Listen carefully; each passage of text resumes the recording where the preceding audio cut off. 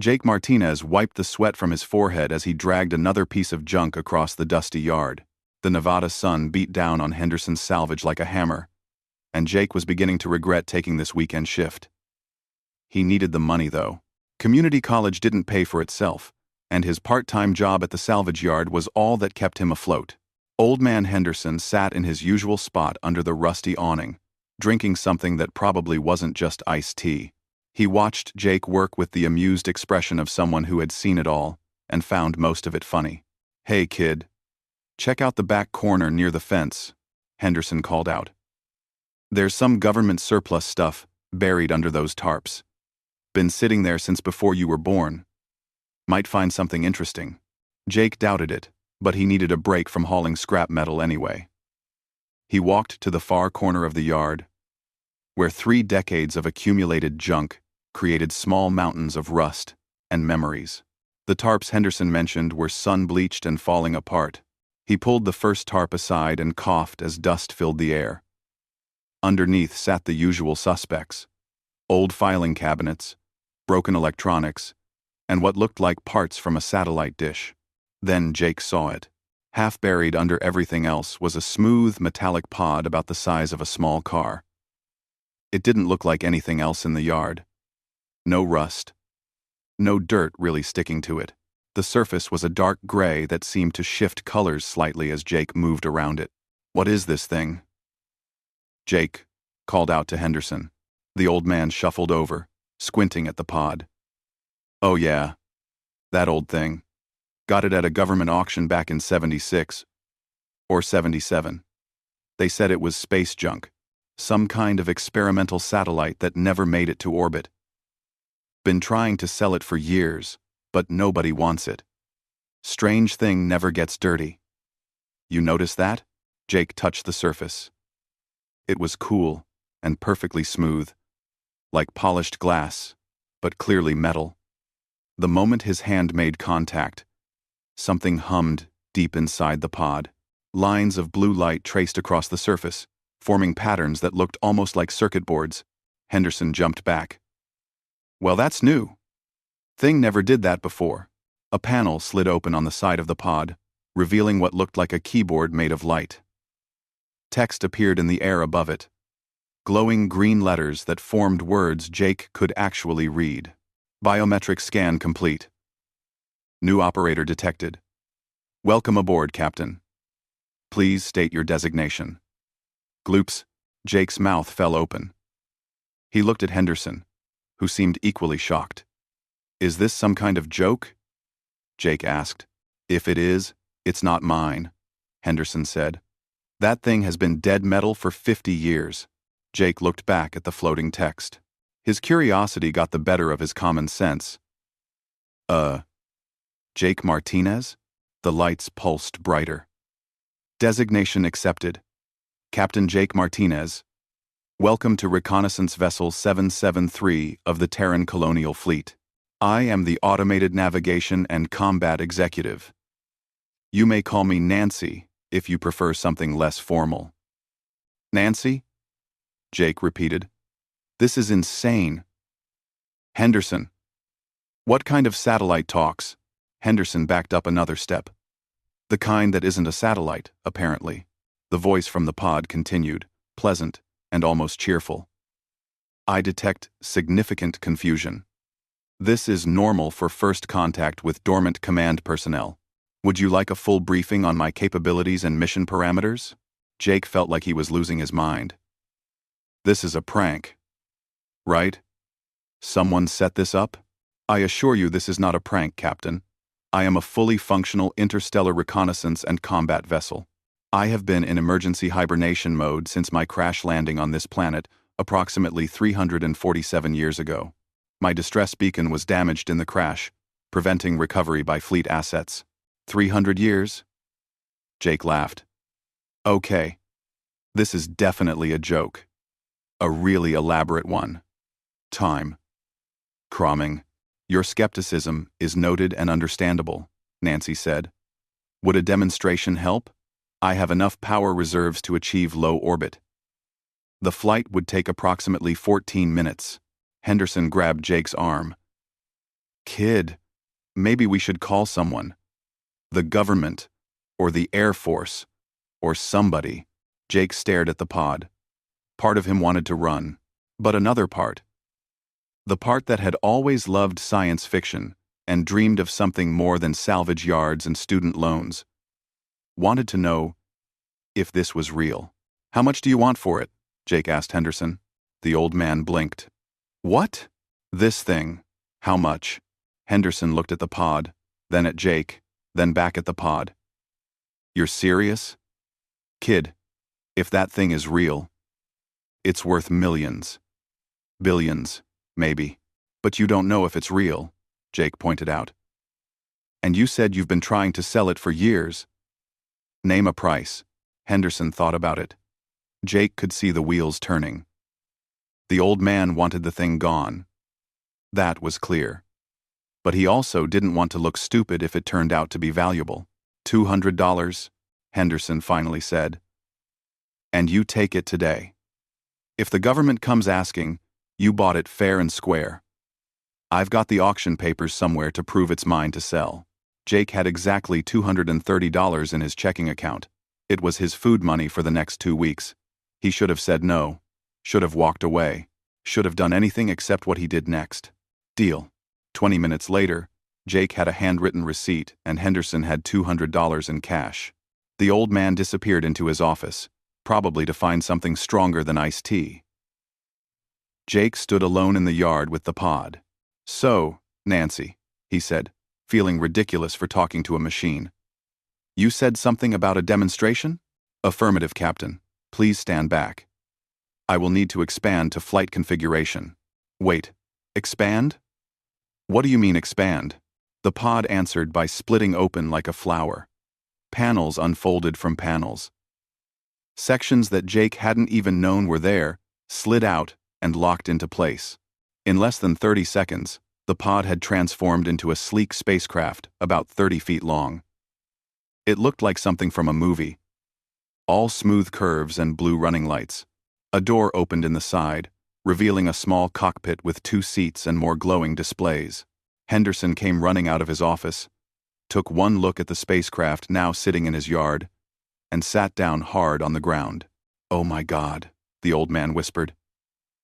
Jake climbed into the cockpit before his brain could catch up with his body. The seat adjusted to fit him perfectly. Displays came to life all around him, showing information he couldn't begin to understand. Destination, Captain? Nancy asked. Jake's hands were shaking. This was real. This was actually real. He owned a spaceship. He had bought an actual alien spaceship for $200 at a salvage yard in Nevada. The moon, he said, his voice cracking slightly. Can we really go to the moon? Mensen. Easily. Please secure yourself. Engaging gravity compensation and initiating launch sequence. The door sealed shut. Jake felt a gentle hum through the seat. Outside, he could see Henderson scrambling away from the ship. Then, the world dropped away. There was no sense of acceleration. No G-forces pushing him back into the seat. But through the windows, Jake watched the salvage yard shrink below him. Then, the town. Then the desert spread out like a map. Clouds appeared below his feet. The sky went from blue to black. 14 minutes after launch, Jake Martinez floated in lunar orbit, staring at the gray surface of the moon through a window that shouldn't exist in a ship he bought for grocery money. So, Captain, Nancy said conversationally, shall we discuss my original mission parameters? I was sent to locate and claim suitable planets for human colonization. Would you like to conquer a planet? Not. We get to sended. We get to sended. We get to sended. We get to sended. We get to sended. Jake started laughing. He laughed until tears ran down his face, until his sides hurt, until the absurdity of the entire situation overwhelmed him completely. He had just bought a spaceship for $200, and it wanted to know if he wanted to conquer a planet. His life was never going to be normal again. Jake spent the next 3 weeks learning the truth about everything he thought he knew about the universe. Nancy was patient, almost motherly, in the way she explained things. She would project holographic displays in his cramped apartment, showing star maps and historical records, while Jake sat on his couch, eating cold pizza and having his mind systematically blown. "Let me get this straight," Jake said one evening, rubbing his temples. "Humans didn't evolve naturally?" "Correct," Nancy confirmed. Her holographic avatar, which she had designed to look like a woman in a crisp military uniform, floated next to his television. Humanity was created by the predecessors approximately 50,000 years ago. You were seeded on Earth as part of a larger experiment. An experiment to do what? To create the perfect colonial species, Nancy said simply. The predecessors were masters of genetic engineering. They created dozens of species, each designed for specific purposes. Some were built to be administrators. Others were scientists, artists, or philosophers. Humans were designed to be something different.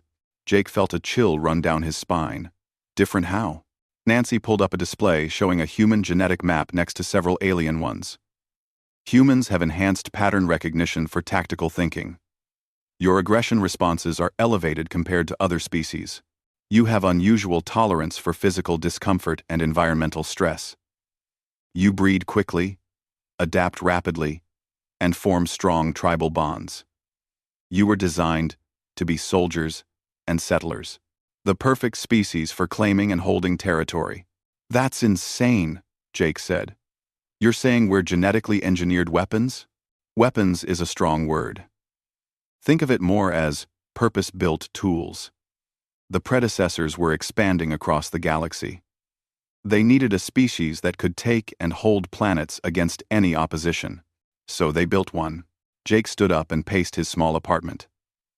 Outside the window, the lights of the city glowed in the darkness. Millions of people down there, living their lives, not knowing they were designer organisms built for conquest.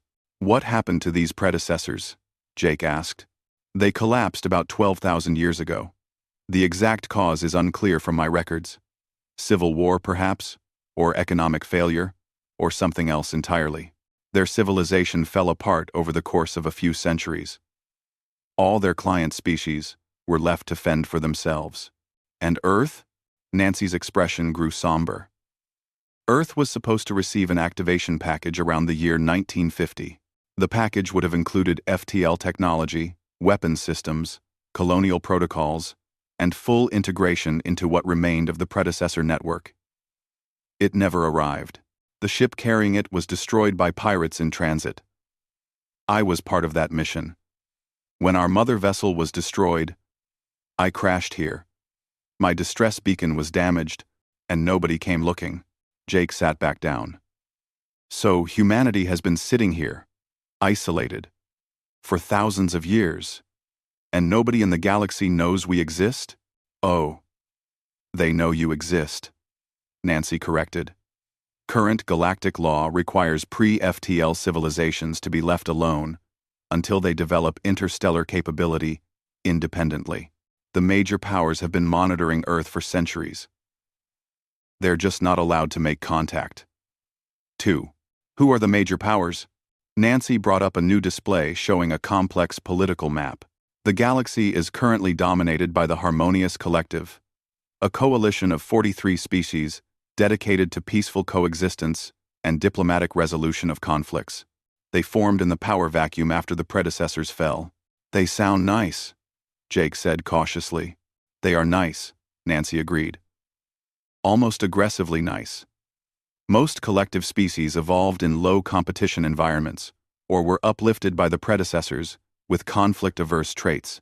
They favored diplomacy, economic integration, and lengthy consensus-building processes. So what's the problem? The problem is that humanity was designed by the same civilization, but with the opposite traits.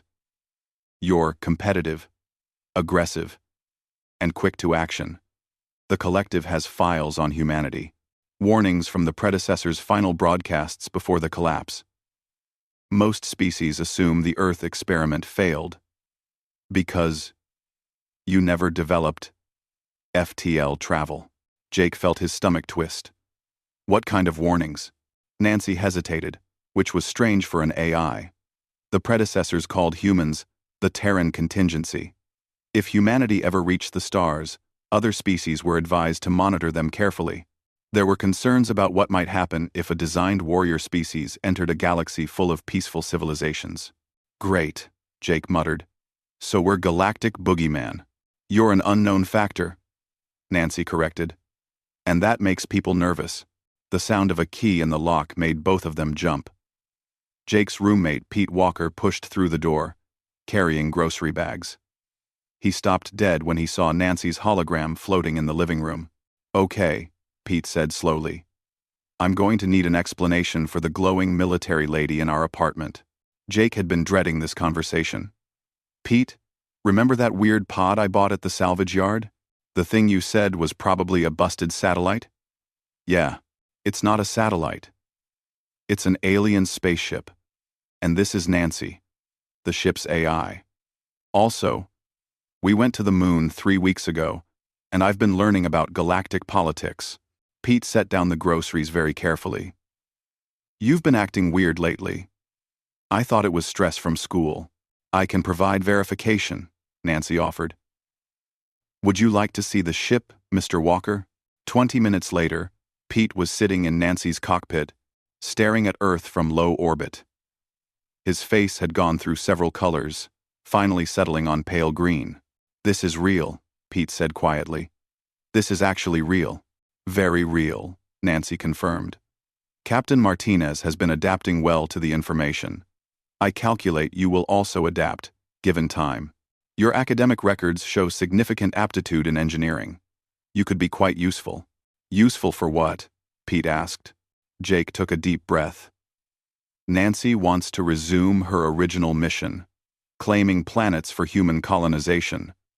And technically, by activating her, I've made humanity a spacefaring species, which means Earth is no longer protected by the non-interference laws. Pete turned to look at Jake. You activated an alien warship and announced humanity to the galaxy? Dude, what were you thinking? I was thinking it was probably a fancy simulator, Jake said defensively. How was I supposed to know it was real? The fact that it's in orbit might have been a clue. Nancy interrupted their argument. Gentlemen, we have options to discuss. We can continue to hide my existence, but that presents challenges. We can attempt to contact Earth governments, but that introduces numerous complications. Or we can follow proper galactic protocols and file notification papers with the Harmonious Collective. What does filing papers mean? Jake asked. We travel to the nearest collective administrative station. Register my activation and humanity's emergence as a spacefaring civilization, and deal with whatever follows. It is the legally correct approach. Pete laughed without humor. Let me guess. The part where we deal with whatever follows is probably the tricky part? Almost certainly, Nancy agreed. But consider this. I have been monitoring Earth communications. Your planet faces numerous challenges: resource depletion, climate change, political instability, and economic stress. The collective has technologies that could solve many of these problems, but they will not share them unless humanity joins the galactic community properly. Jake looked at Pete. Pete looked back. 2 community college students in a stolen alien spacecraft, discussing the fate of their entire species. This is crazy, Pete said. Completely crazy, Jake agreed. We should tell someone. The government, the military, somebody smarter than us. And how do you think that conversation goes? Hey, authorities. We have an alien warship. Can we borrow it to go talk to space bureaucrats? Pete slumped in his seat. Fair point. Nancy watched them both with what looked like amusement.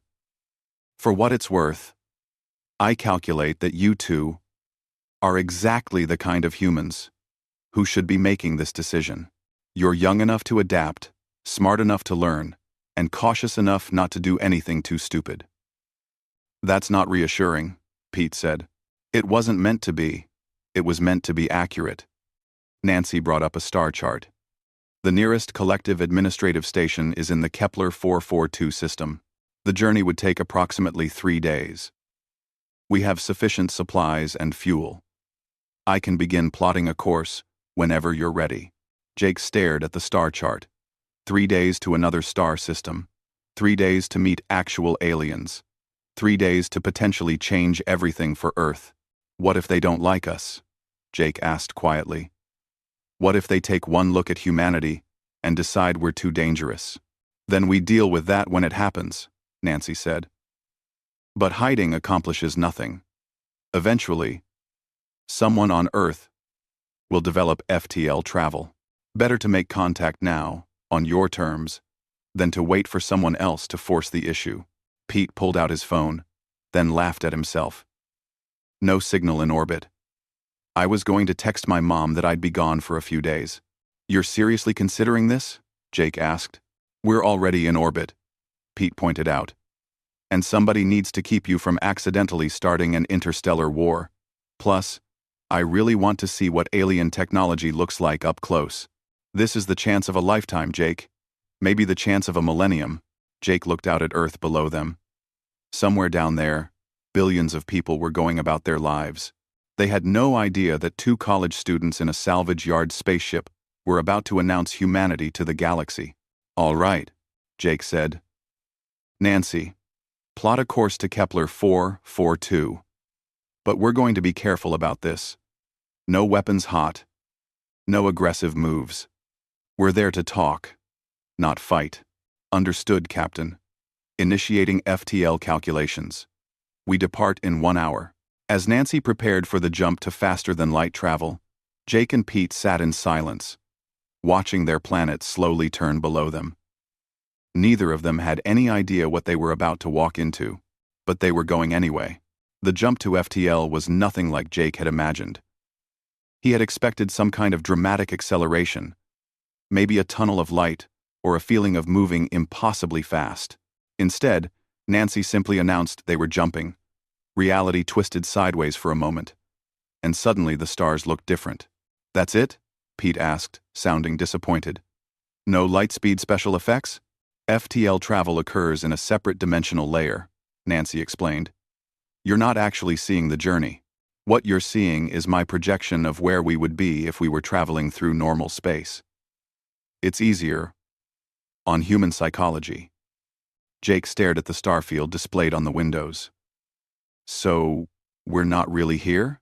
You're in FTL space. Think of it as being next to reality, rather than in it. We'll return to normal space when we reach Kepler 442 inches, approximately 70 hours.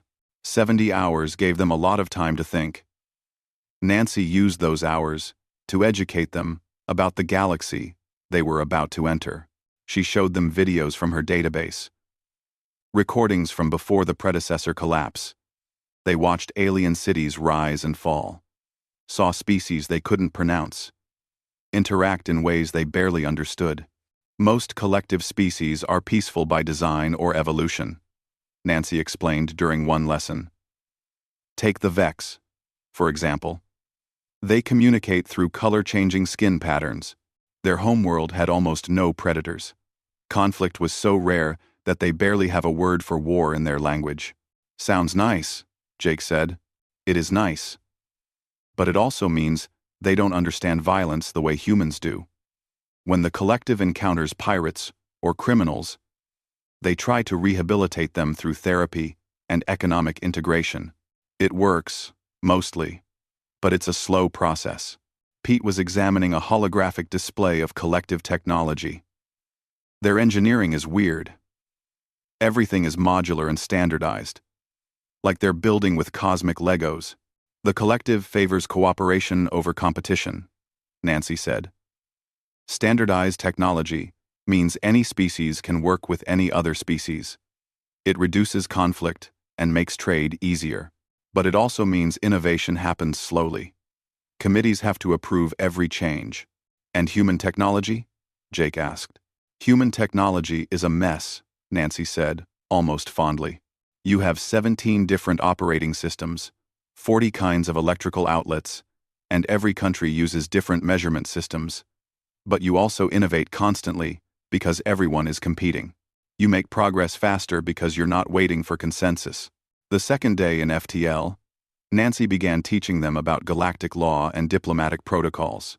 Jake's head spun with information about trade agreements, territorial claims, and the 1,000 bureaucratic hoops that kept the collective running. "What about this Terran colonial fleet you mentioned?" Pete asked. "Where are they?"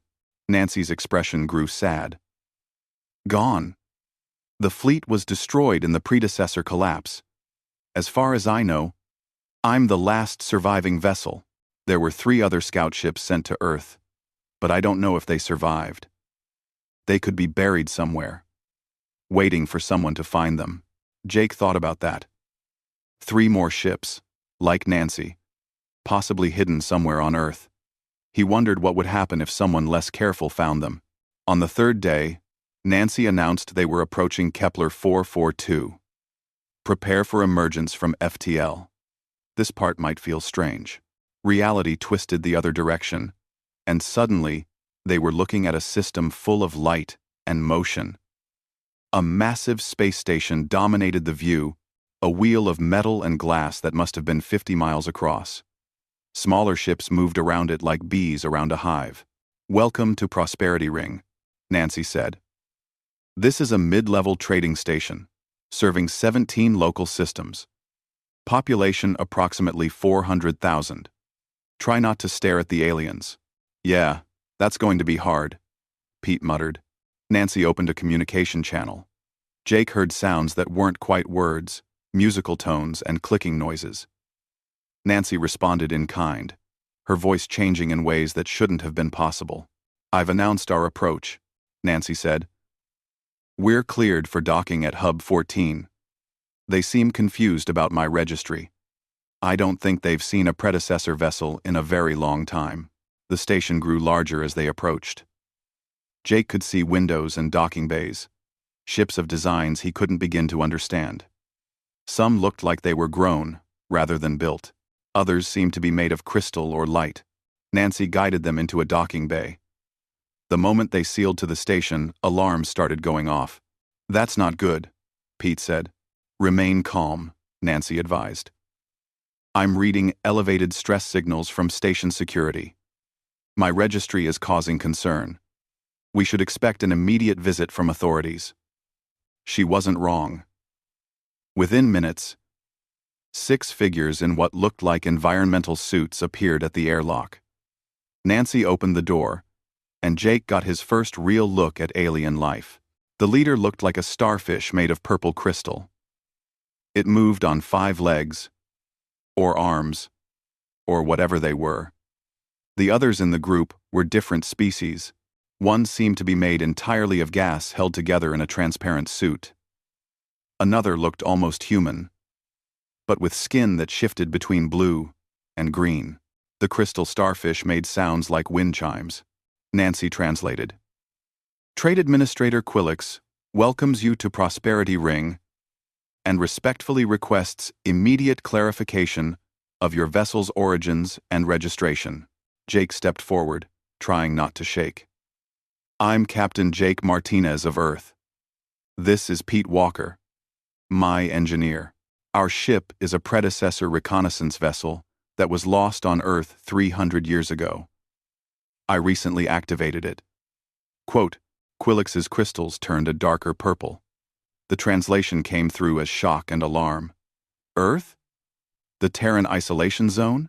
You're claiming to be human?" "We are human," Jake confirmed, "and we'd like to establish contact with the Harmonious Collective." One of Quillix's appendages gestured sharply. Station security moved closer. Weapons that looked like fancy water guns pointing vaguely in Nancy's direction. Quillix made more wind chime sounds, rapid and agitated. Nancy translated, her voice tight. "Administrator Quillix is placing us under temporary protective custody, pending verification of our claims. Apparently, humans emerging with a predecessor warship is considered a Code 9 emergency situation." "What's Code 9? Pete asked. "Potential existential threat to the collective," Nancy said calmly. "Everyone remain calm. This is just bureaucratic panic.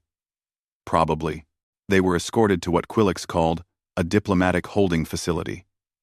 It was actually quite nice, like a hotel room with alien furniture. The door locked behind them, but politely. Well, that could have gone better, Pete said. Sitting on something that might have been a chair, Jake paced the room. They're scared of us. Nancy, what did those predecessor warnings say about humans? Nancy's hologram appeared, sitting on the alien furniture. The warnings were extensive. The predecessors documented human behavior during their last days. Wars, competition, territorial disputes. They noted that humanity showed remarkable creativity in finding new ways to fight. One report called humans a species that wars with itself for practice. That's not entirely unfair, Jake admitted. But we're not monsters. We've also created art, music, philosophy. We've built civilizations. The collective knows that, Nancy said. But knowing it intellectually and being comfortable with it emotionally are different things. Most collective species find human entertainment disturbing. Your movies glorify conflict. Your sports are simulated combat. Even your children's games involve winners and losers. 7. Pete laughed bitterly. We're too competitive for them. That's the problem. Partially, Nancy agreed. But there's also fear. The predecessors designed humans to be soldiers. That design worked. You've been fighting each other for 50,000 years and you're still thriving. Other species look at that and wonder what happens when you run out of yourselves to fight. Hours passed. Jake watched alien ships come and go through the window. He wondered if Earth knew they were gone yet. Probably not. They'd only been gone 3 days. Finally, Quillix returned. The administrator's crystals had settled to a calm amber color. The translation came through more smoothly. Captain Martinez, the High Council of the Harmonious Collective, has been informed of your arrival. They strongly request, your immediate presence at Unity Station. A escort has been assigned to ensure your safe passage. That sounds like an arrest, Pete said. It's diplomatic speak, Nancy said. They can't legally detain us, but they really want us to cooperate. The escort is probably to make sure we don't go anywhere else first. Jake looked at Quillix. We'll go to Unity Station. We came here to talk to the collective anyway. But we're going peacefully. We're not here to cause trouble. Quillix's crystals shifted through several colors. The Council appreciates your cooperation. For what it's worth, Captain, I hope your species proves the warnings wrong. The galaxy could use some new perspectives, even aggressive ones. I'll take that as a compliment, Jake said. The escort turned out to be 3 collective patrol ships, sleek vessels that looked fast and carried obvious weapons. Nancy assured them the weapons were primarily defensive. Probably. The journey to Unity Station took another 2 days. Nancy used the time to prepare them for what was coming. The High Council will ask difficult questions, she warned. They'll want to know about Earth's military capabilities, political structure, and intentions. Be honest, but be careful. Everything you say will be analyzed. No pressure, Pete muttered. Jake stared at the approaching station. Unity Station made Prosperity Ring look small. It was a city in space, home to millions. Somewhere in there, the leaders of 43 alien species were waiting to meet the first humans to leave their planet. Jake had bought a spaceship for $200, and now he was about to represent his entire species to the galaxy.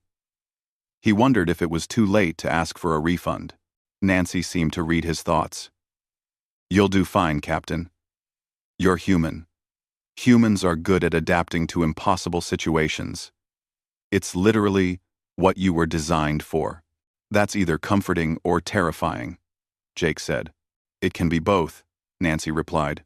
The patrol ships guided them to a private docking bay. Through the windows, Jake could see crowds of aliens watching their arrival. News of the humans had clearly spread. As they prepared to disembark, Pete grabbed Jake's arm. Hey, whatever happens in there, we're in this together, right? Together, Jake agreed. They walked down the ramp into a galaxy that wasn't sure whether to welcome them or fear them. Jake squared his shoulders and tried to look like someone who knew what he was doing. Behind them, Nancy sealed the ship and activated her defensive systems. Just in case, the council chamber was designed to make visitors feel small. Jake and Pete stood in the center of a vast circular room, surrounded by 43 elevated platforms. Each platform held a representative from a different collective species. Some looked almost normal. Others defied Jake's ability to process what he was seeing. Captain Jake Martinez of Earth, a voice boomed from everywhere at once. Nancy whispered that it was coming from a translation system. You stand before the High Council of the Harmonious Collective.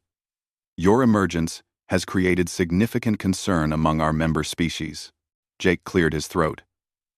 His voice sounded tiny in the huge room. We came here peacefully. We just want to establish contact and follow proper procedures. One of the council members leaned forward.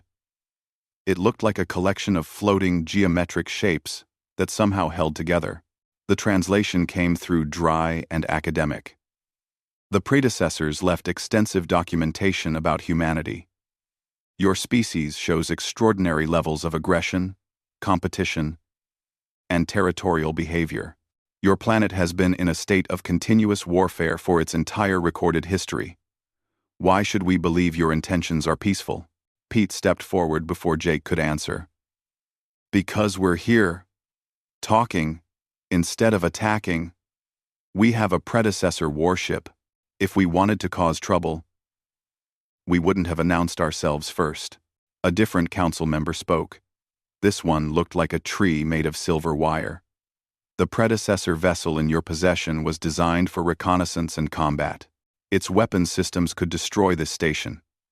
Your restraint is noted, but restraint born from calculation is different from actual peacefulness. Nancy's voice whispered in Jake's ear through a hidden communicator. They're testing you. Stay calm. Answer honestly. Jake took a breath. You're right. Humans are competitive. We fight a lot. But we also cooperate. We've built civilizations, created art, developed science. Yes, we have wars, but we also have billions of people who just want to live peaceful lives, raise families, and make things better. Making things better through conflict, the geometric shape pointed out. Your economic systems are based on competition. Your entertainment glorifies combat. Even your academic institutions rank students against each other. Is that wrong? Jake asked. Competition drives us to improve. We get better because we push each other. Yeah, sometimes we push too hard, but we learn from it. A council member that looked like a cloud of glowing particles spoke next. Other species improve through cooperation and consensus.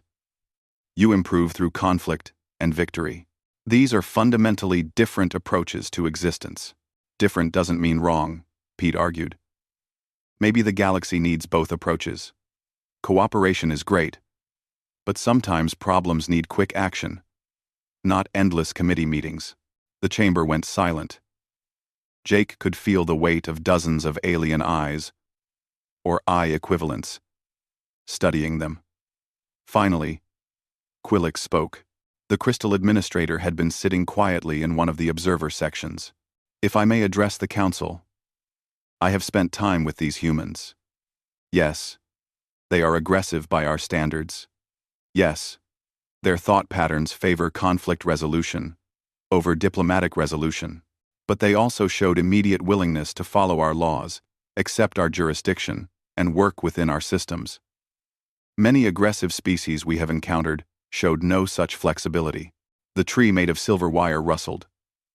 Administrator Quillix raises a valid point. The question before us is not whether humans are aggressive, but whether their aggression can be channeled productively within collective structures. Another council member joined the discussion. This one looked almost human, but with skin that seemed to be made of flowing water. We could offer probationary membership, limited technology transfers, restricted territorial access, monitored integration. That could take decades. The geometric shape objected. During which time, humanity continues developing in isolation, potentially becoming more aggressive and militaristic. Jake felt frustration building. You're talking about us like we're not here. Look, I get it. We scare you. Fine.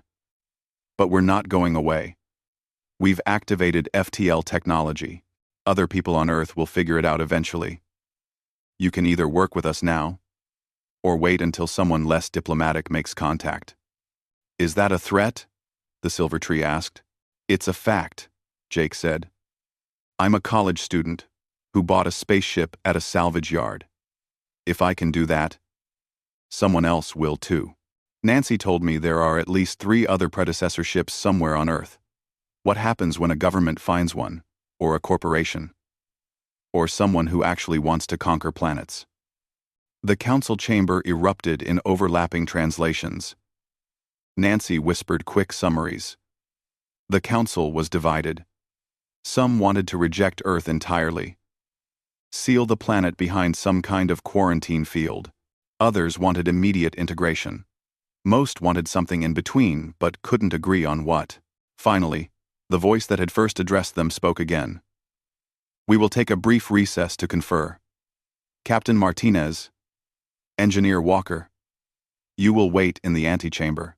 Jake and Pete were escorted to a smaller room decorated with what looked like living paintings. The images moved and shifted, showing peaceful scenes from dozens of worlds. That went well, Pete said sarcastically. They definitely don't think we're going to eat them. We kind of are scary, Jake said. I looked at some of Nancy's files about human history. From their perspective, we're a species that has been practicing warfare on ourselves for 50,000 years. That's horrifying. Nancy's hologram appeared in the corner. You're also a species that created music, literature, and philosophy while practicing warfare. You built hospitals in war zones. You wrote peace treaties after every conflict. You're contradictory, and that makes you hard to predict. So what do we do? Jake asked. We wait, Nancy said, and we hope they're smart enough to see the opportunity here. The wait lasted 4 hours. Jake paced. Pete studied the living paintings. Nancy ran diagnostics on her systems and monitored collective communications channels. Finally, they were summoned back to the council chamber. The atmosphere felt different. Less hostile, but somehow more serious. The geometric shape spoke. The council has reached a decision. We will offer Earth provisional membership in the Harmonious Collective, subject to specific conditions. Jake felt hope and dread in equal measure. What conditions? First, Earth must accept limited technology transfers. We will provide clean energy systems, medical advances, and environmental restoration tools. Military technology will be restricted. That seems fair, Jake said carefully. Second, Earth's governments must agree to collective oversight of all interstellar activities. No unauthorized colonial expansion. No military vessels beyond your solar system, without approval. Meeting. Meeting. Up top.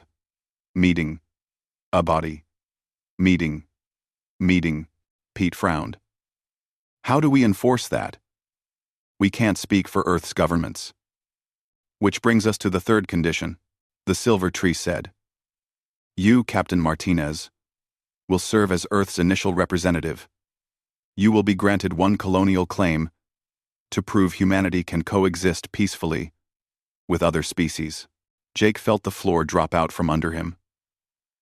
A holographic display appeared in the center of the chamber, showing a planet that looked eerily like Earth. Blue oceans, green continents, white clouds. This is New Columbia, Quillix explained, moving forward to point at the display. It's an unclaimed world in a resource-rich system. Current collective law classifies it as available for colonization, but bureaucratic disputes have prevented any claims for 15 years. If you can establish a successful colony there, maintaining peaceful relations with neighboring species for 10 standard years, Earth will be granted full Collective membership. And if we fail? Jake asked quietly. Then Earth returns to isolation for 1 century, the geometric shape said. During that time, we will seal your system behind an interdiction field. Humanity will have time to mature or to destroy itself without threatening others. Jake looked at Pete. Pete looked back with wide eyes. 10 years to prove humanity deserved a place in the galaxy. One chance to get it right. I can't do this alone, Jake said. I'd need to recruit people from Earth. Build an actual colony. That means telling people the truth. You would be granted 6 months to prepare, the water-skinned council member said. You may recruit colonists and gather supplies. We will provide basic infrastructure support. But the colony must succeed on its own merits. Nancy's voice whispered in Jake's ear. The planet is genuinely valuable. Good climate, rich resources, strategic location. If we succeed, it's not just membership. It's a real future for human expansion. Jake thought about Earth. About climate change and resource wars and political divisions. About people who needed hope, who needed a fresh start. About the chance to prove that humanity could be more than its worst impulses. I have one condition of my own, Jake said. The council waited. We choose our own colonists. No collective oversight of who we bring. If we're going to succeed or fail, it has to be based on human choices, not your idea of what humans should be. The council members conferred. Finally, they agreed. You have your colony, Captain Martinez, the geometric shape said. We hope you prove us right to take this chance. As they left the council chamber, Pete grabbed Jake's arm. We're really doing this? Building a colony on an alien planet? Apparently, Jake said. His mind was already racing. They would need farmers, engineers, doctors, teachers. People tough enough to handle hardship, but flexible enough to adapt. People willing to bet everything on a future among the stars. Nancy materialized beside them. I've already begun compiling lists of potential colonists based on Earth databases. We should start recruiting immediately. 6 months isn't much time. Jake looked out a window at the stars beyond Unity Station. Somewhere out there was New Columbia. Waiting. A whole planet. A chance to build something new. A chance to prove the galaxy wrong about humanity. All right, Jake said. Let's go home and find ourselves some pioneers. Behind them, the collective council watched the humans depart. Some with hope, some with fear, all with uncertainty. Humanity was coming to the stars. The galaxy would never be the same. Coming back to Earth was strange.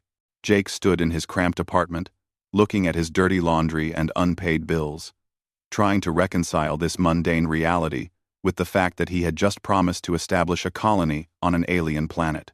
Pete sat on the couch, scrolling through his phone like he was looking for the answer to an impossible question. We need a cover story, Pete said finally.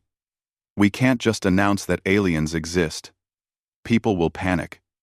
Governments will get involved. This whole thing will turn into a mess. Nancy's hologram nodded. Agreed.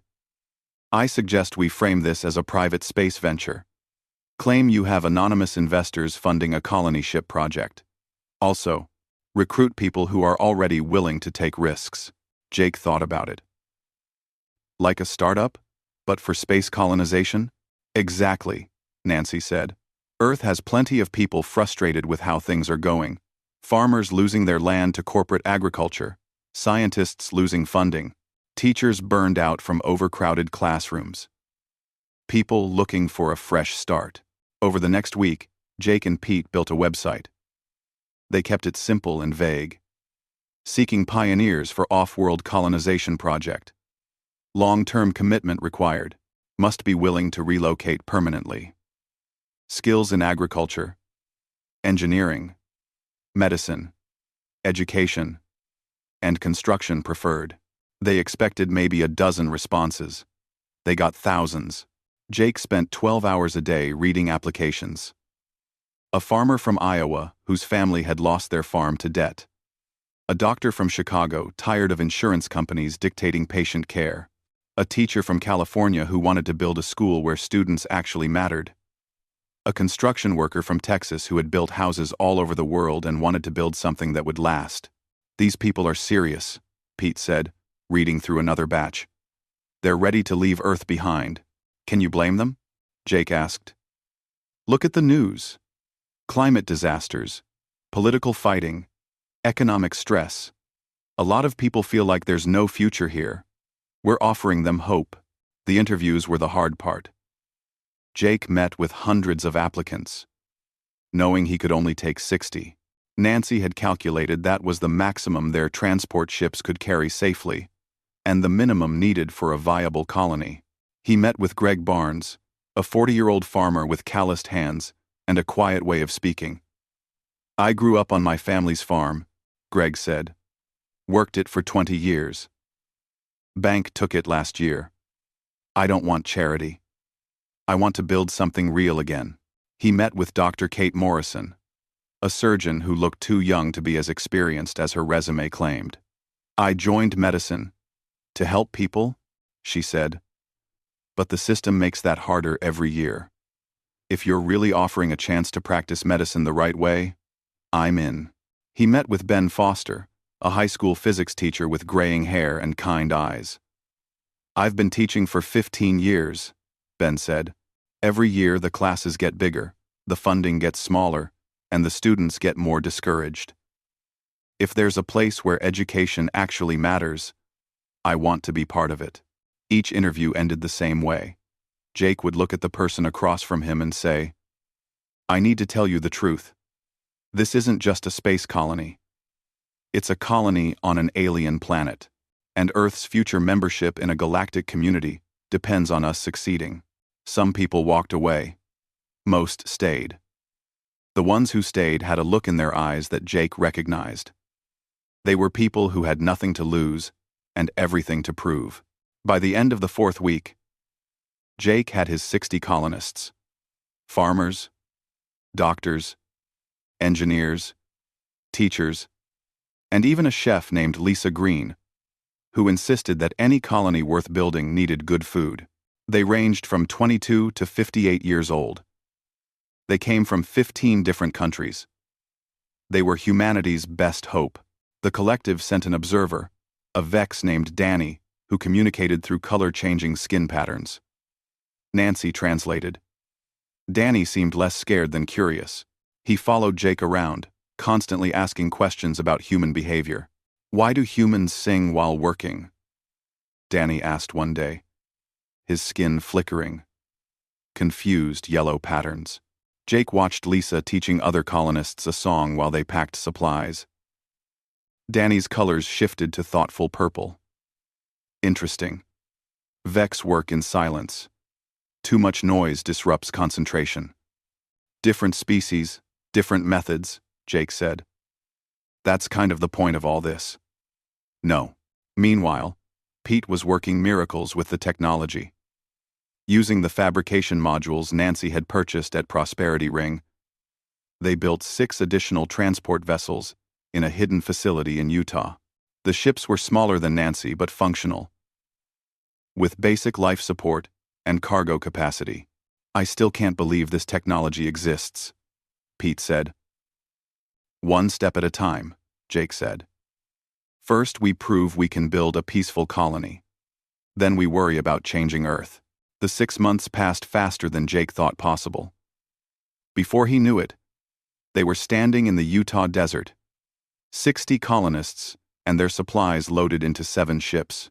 Nancy had been upgraded with additional sensors and communications equipment. She was ready. Round. Lound. Lound. Jake addressed the colonists one final time before launch. I won't lie to you. This is going to be hard. We're going to a planet that has never had humans on it. We'll be building everything from scratch. And the entire galaxy will be watching to see if we fail. So no pressure, someone called out. Nervous laughter rippled through the crowd. Jake smiled. No pressure. But I believe we can do this. Not because we're special, but because we're human. We're good at adapting. We're good at surviving. And we're good at building things that last. Lisa raised her hand.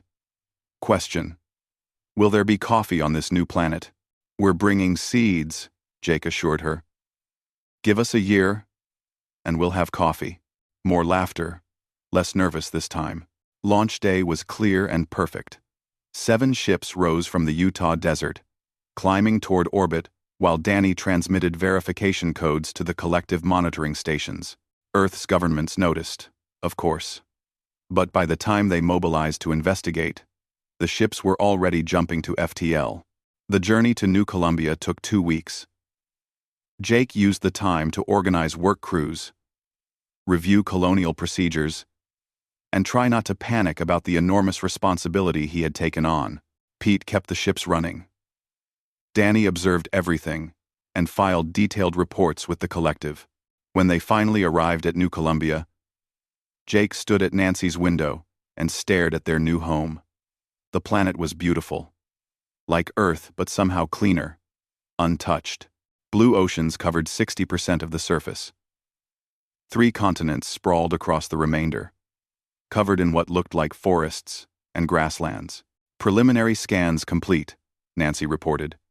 The atmosphere is breathable. Gravity is 0.97 Earth standard. Temperature range is comfortable. I'm detecting local life, but nothing dangerous. It's perfect. Jake felt tears in his eyes. Take us down.